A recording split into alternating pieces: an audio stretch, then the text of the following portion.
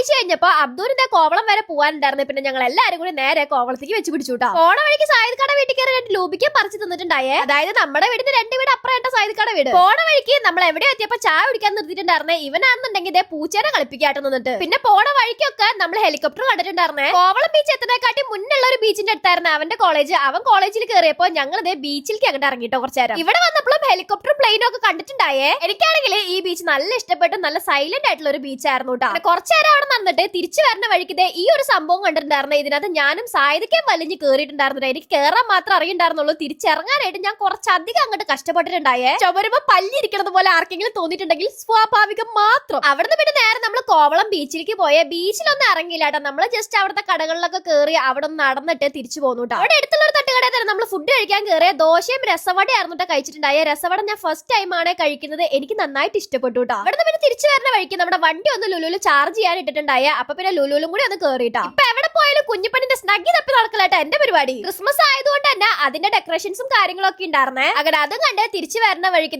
അബ്ദുനെ വീട്ടിൽ ഇറക്കിയിട്ട് ഞങ്ങൾ നേരെ വീട്ടിലേക്ക് പോകുന്നത്. അപ്പൊ അത്രയുള്ളൂ ഗൈസ്, ബൈ.